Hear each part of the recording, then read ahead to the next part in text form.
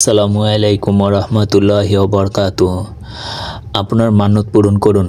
Abdul Muttalib তার ছোট পুত্র আবদুল্লাহর কথা শুনে খুব খুশি হলেন, কিন্তু অন্যদিকে অত্যন্ত দুঃখ পেলেন। তার কারণ ছিল আব্দুল মুত্তালিব অত্যন্ত প্রিয় সন্তান ছিলেন তার ছোট পুত্র আবদুল্লাহ। প্রিয় সন্তানের হারানোর ব্যথা তার হৃদয়ের বইতে লাগলো।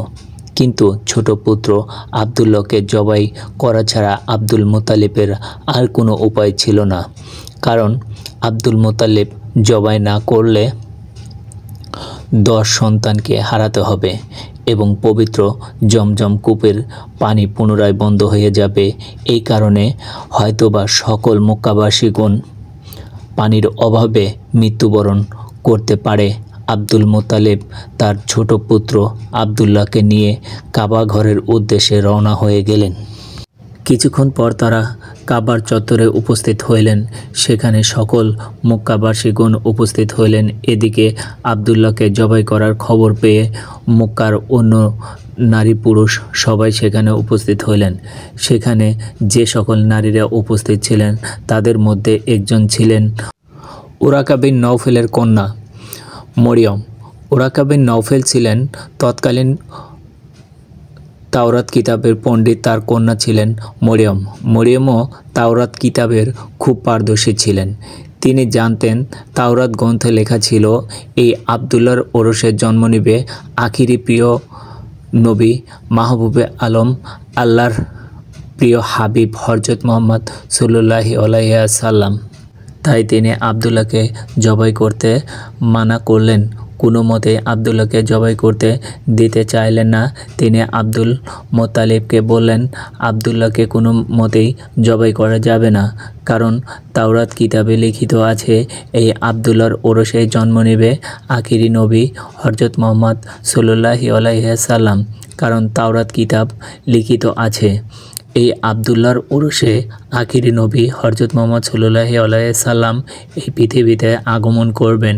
তারপর রাসূল সাল্লাল্লাহু আলাইহি ওয়াসাল্লামের দাদা আব্দুল মুত্তালিব মরিয়মকে বললেন, আমি মান্যত করেছিলাম যে জমজম কূপ থেকে পানি পুনরায় উত্তোলন হলে আমি আমার 10 সন্তানের মধ্যে থেকে একটি সন্তানকে আল্লাহর রাস্তায় জবাই করে দেব। সেই অনুযায়ী এখন যদি 10 সন্তানের মধ্য থেকে একটি সন্তানকে জবাই না করি, তাহলে আমার 10 সন্তানের মৃত্যুবরণ করতে হবে এবং জমজম কূপ থেকে আবারও পানি ওঠা বন্ধ হয়ে যাবে। তখন মরিয়ম বললেন, যাই হোক না কেন আবদুল্লাহকে কোনো মতেই জবাই করা যাবে না, বিনিময়ে এই মক্কা নগরে রক্তের বন্যা বয়ে যাবে, তবুও আমরা আবদুল্লাহকে জবাই করতে দেব না। মরিয়ম বললেন, প্রয়োজনে আপনি আপনার অন্য সন্তানের মধ্যে যে কোনো একটি সন্তানকে জবাই করান। মরিয়মের সঙ্গে সঙ্গে সকল মক্কাবাসীগণ বলে উঠলেন, আমরা কোনো মতেই আবদুল্লাহকে জবাই করতে দেব না। অন্যদিকে অন্যান্য মক্কাবাসীগণ বললেন, আমরা যদি আবদুল্লাহর চেহারা দেখে ব্যবসা বা সফর করি তাহলে আমাদের ব্যবসা ভালো হয়। হে আব্দুল মুত্তালিব, আপনার ছোট পুত্র আবদুল্লাহকে কোনো মতেই জবাই করতে দেব না। তারপর আব্দুল মুত্তালিব কোনো উপায় না দেখতে না পেয়ে শেষ পর্যন্ত তাওরাত পণ্ডিতের কাছে আবারও চলে গেলেন এবং সমস্ত ঘটনাবলী তাদের খুলে বললেন। তখন তাওরাত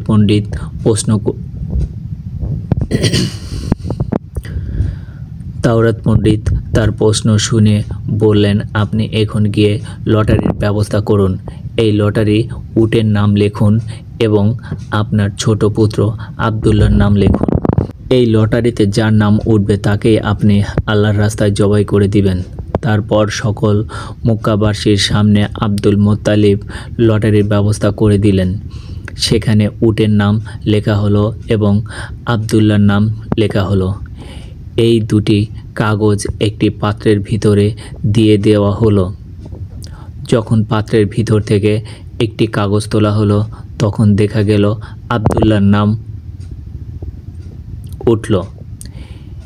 এদিকে মুক্কাবাসী কোনো মতে আবদুল্লাহকে জবাই করতে দিবে না। আবার লটারির ব্যবস্থা করা হলো এবং কাগজে তোলা হলো, আবদুল্লাহর নামে উঠল।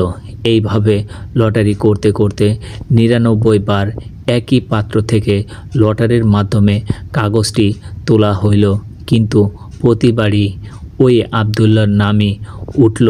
তারপর আব্দুল মুত্তালিব বলল, কোনো উপায় নেই, এবার আমার প্রিয় আবদুল্লাহকে জবাই করতে হবে। যেহেতু আমি মান্যত করেছিলাম, তাই আমার মান্যত পূরণ করতে হবে এবং মান্যত পূরণের জন্য আমাকে শেষ পর্যন্ত আমার প্রিয় পুত্র আবদুল্লাহকে জবাই করতে হবে। আব্দুল মুত্তালিবের এই কথা শুনে তারপরে তাওরাত পণ্ডিত কন্যা মরিয়ম বললেন, না, আবদুল্লাহকে জবাই করা যাবে না।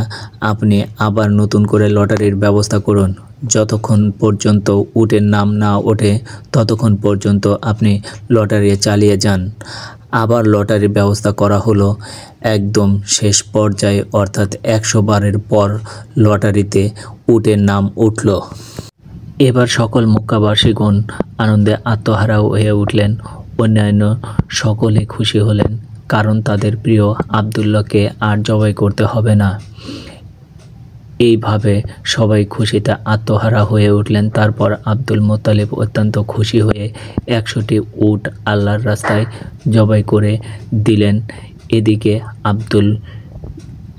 এদিকে আবদুল্লাহ ধীরে ধীরে বড় হতে লাগলো। যখন তিনি বিবাহর উপযুক্ত হলেন, তখন বহু জায়গা থেকে আবদুল্লাহর জন্য বিবাহর সন্ধান আসতে লাগলো, কারণ তৎকালীন সময়ে আবদুল্লাহ ছিলেন সবচেয়ে সুন্দর পুরুষ। আবদুল্লাহকে দেখে যে কারো ভালো লেগে যেত। আবদুল্লাহকে পাওয়ার জন্য মক্কার রমণীরা অধীর হয়ে থাকতো। মক্কার রমণীরা মান্যত করত আবদুল্লাহকে স্বামী হিসাবে পাওয়ার জন্য, কারণ আবদুল্লাহ ছিলেন অত্যন্ত সুন্দর, ভদ্র, সৎ, চরিত্রবান পুরুষ। প্রতিদিন আবদুল্লাহর জন্য অনেক বিবাহর প্রস্তাব আসতো, কিন্তু কোনোটাই রাজি হতেন না, কারণ আব্দুল মুত্তালিব তার বন্ধু ওয়াব ইবনে আব্দুল মানায়ের কাছে অদাচ্ছ করেছিলেন তার কন্যার সাথে আবদুল্লাহর বিবাহ দিবেন। ওয়াবের কন্যার নাম ছিল আমিনা। তারা মদিনায় বসবাস করতেন। তার কিছুদিন পর আব্দুল মুত্তালিব তার ছোট পুত্র আবদুল্লাহকে নিয়ে মদিনার উদ্দেশ্যে রওনা হয়ে গেলেন। উদ্দেশ্য ছিল আবদুল্লাহর সাথে আমিনার বিবাহ দেওয়া। আবদুল্লাহ এবং আব্দুল মুত্তালিব যখন মদিনার উদ্দেশ্যে রওনা হয়ে গেলেন, তারা দেখলেন পথে দাঁড়িয়ে আছে তাওরাত কিতাবের পণ্ডিত ওরাকা বিন নলফের কন্যা মরিয়ম। তিনি আবদুল্লাহকে দেখে তার কাছে আসলেন এবং মরিয়ম বললেন, ওহে আবদুল্লাহ, কিছু বছর পূর্বে তোমার পিতা মান্যত পূরণের জন্য তোমার পরিবর্তে যে ১০০টি উট কোরবানি দিয়েছিল, আজ আমি শপথ করে বলছি যে সেই ১০০টি উট তোমার পক্ষ থেকে আমি তোমার পিতাকে দেব। কিন্তু আমার একটি প্রস্তাব রয়েছে, তার বিনিময়ে তুমি আমাকে বিবাহ করবে। কিন্তু আবদুল্লাহ সৎ ও চরিত্রবান ও ভদ্র, লাজুক হওয়া মরিয়মের এই প্রস্তাবের কোনো উত্তর দিল না। আবদুল্লাহ শুধু বলল, আমি আমার পিতার সঙ্গে আছি।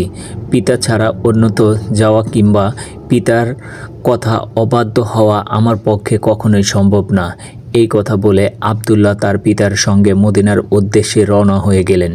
দীর্ঘ পথ অতিক্রম করার পর মদিনা ওয়াব বিন আব্দুল মান্নানের বাড়িতে পৌঁছে গেলেন। তৎকালীন সময়ে ওয়াব বিন আব্দুল মান্নান মদিনার সম্মানী বংশ ছিলেন এবং তার মর্যাদা ছিল ভালো। তিনি তার গর্তের সর্দার ছিলেন। তারপর আলাপ আলোচনার মধ্যে দিয়ে তার কন্যা আমিনার সঙ্গে আব্দুল মুত্তালিবের পুত্র আবদুল্লাহর বিয়ে হয়ে যায়। এদিকে আমিনা ছিলেন তার সম্প্রদায়ের মহিলাদের নেত্রী। অনেক ঐতিহাসিক লিখেছেন, আবদুল্লাহ বিবাহর পর তার শ্বশুর বাড়িতে ৩ দিন পর্যন্ত অবস্থান করার পর আবদুল্লাহ আমিনাকে বিয়ে করে নিজের গৃহে নিয়ে আসেন। তারপর আখিরি নবী হযরত মুহাম্মদ সাল্লাল্লাহু আলাইহি সাল্লামের মা আমিনার গর্ভে আসেন। আব্দুল্লাহর বিবাহর অনেক দিন পর তিনি কোথাও যাচ্ছিলেন, তখন দেখলেন তাওরাত কিতাবের পণ্ডিত ওরাকা বিন নলফের কন্যা মরিয়ম সেখানে দাঁড়িয়েছিলেন। মরিয়ম জানতো না ইতিমধ্যে আব্দুল্লাহর বিয়ে হয়ে গেছে। আব্দুল্লাহকে দেখে মরিয়ম তার কাছে আসলেন এবং আব্দুল্লাহর চেহারার দিকে তাকিয়ে তিনি আর কিছু না বলে মরিয়ম আবার তার গৃহের দিকে ফিরে গেলেন। এই ঘটনা দেখে আব্দুল্লাহ কিছুটা অবাক হয়ে গেলেন। মরিয়মকে জিজ্ঞেস করলেন, হে মরিয়ম, সেদিন তুমি আমাকে বিবাহের জন্য প্রস্তাব দিয়েছিলে, কিন্তু আমাকে দেখে আজ কিছু না বলে কেন এরকমভাবে চলে যাচ্ছ? এর কারণ কি আমি জানতে পারি? তখন মরিয়ম বললেন, তুমি বিয়ে করেছো, ইতিমধ্যেই তুমি অন্য এক নারীর স্বামী। তোমার চেহারা পরিবর্তন ঘটেছে, এটা আমি স্পষ্ট দেখতে পাচ্ছি। আমি সেদিন তোমাকে বিয়ের প্রস্তাব দিয়েছিলাম, তার কারণ হলো তোমার লালাটে এক উজ্জ্বল নূর ছিল। সেই নূরের জ্যোতি যেমন তেমন ছিল না, এর আগে কখনো কোনো পুরুষের লালাটে দেখিনি, কিন্তু আজ তোমার লালাটে সেই নূর দেখতে পাচ্ছি না, এবং এর কারণই হচ্ছে এখন এটা অধিকারিণী হলেন তোমার সৌভাগ্যবান স্ত্রী। সুতরাং এখন আমি আর তোমার কোনো প্রয়োজন নেই।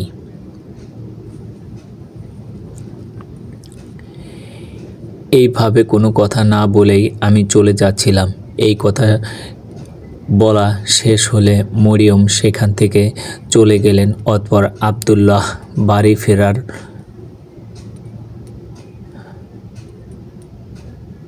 ফিরলেন।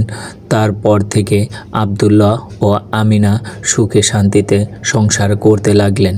কিছুদিন পর আব্দুল মুত্তালিব আব্দুল্লাহকে খেজুর আনার জন্য সুদূর মদিনায় পাঠাইলেন। খেজুর নিয়ে আসার সময় আব্দুল্লাহ কুরাইশদের একটি বাণিজ্যিক কাফেলার সঙ্গে সফর করেছিলেন, কিন্তু পথে হঠাৎ অসুস্থ হয়ে পড়লেন, যার ফলে আব্দুল্লাহ মদিনার অবতরণ করেন এবং সেখানে তিনি ইন্তিকাল করেন। ইন্না লিল্লাহি ওয়া ইন্না ইলাইহি রাজিউন। আব্দুল্লাহ যখন ইন্তিকাল করেন, প্রিয় নবী হযরত মুহাম্মদ সাল্লাল্লাহু আলাইহি সাল্লাম তখন আমিনার গর্ভে ছিলেন।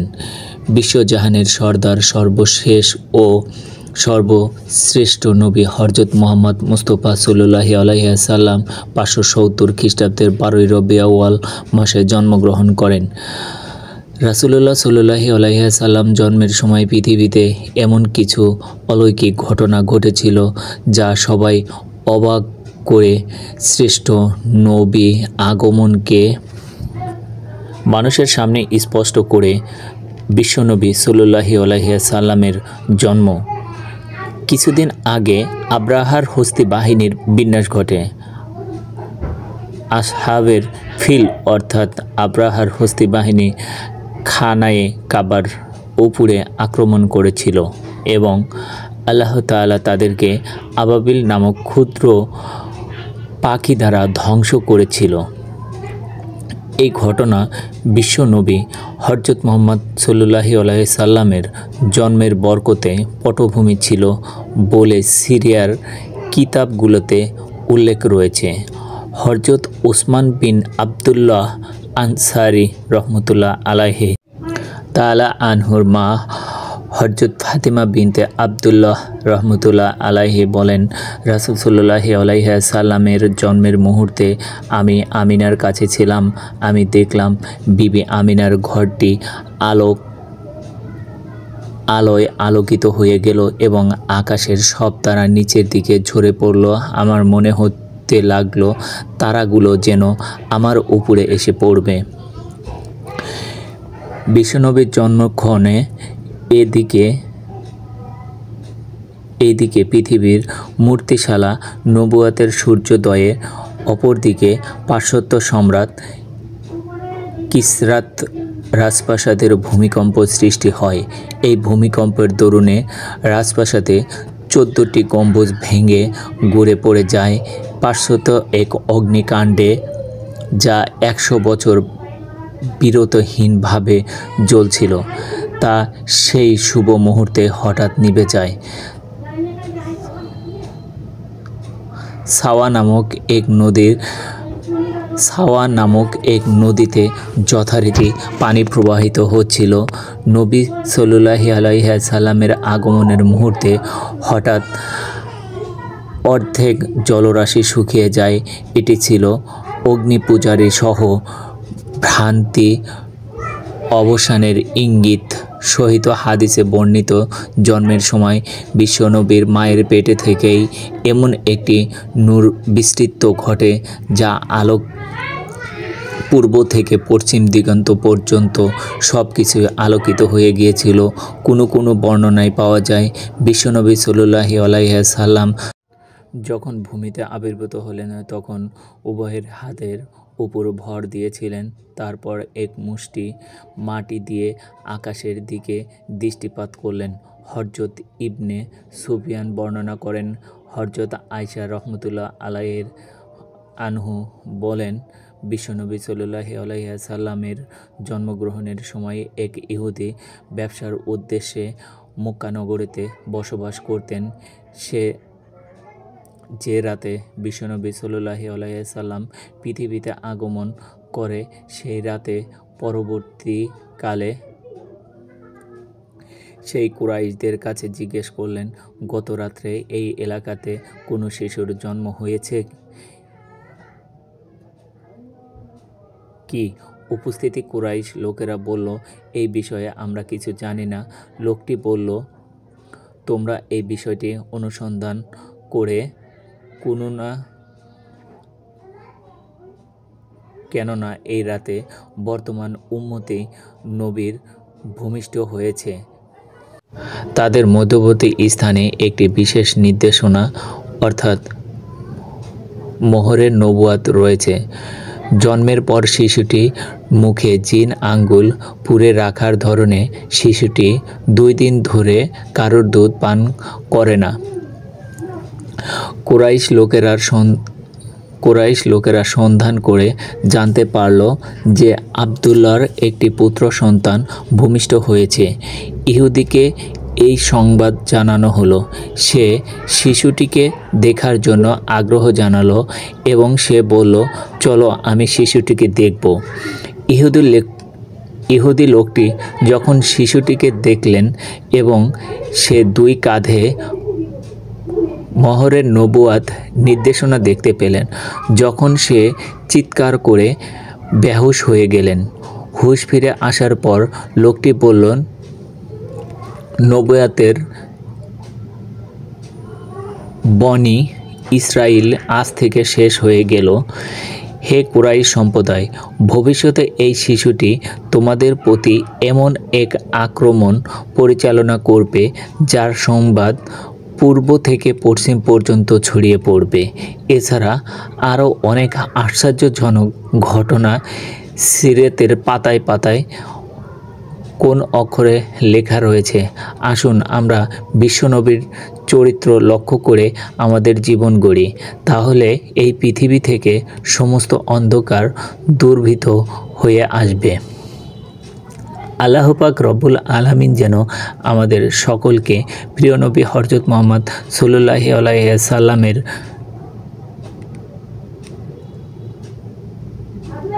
দেখানো পথ চলার তৌফিক দান করুন।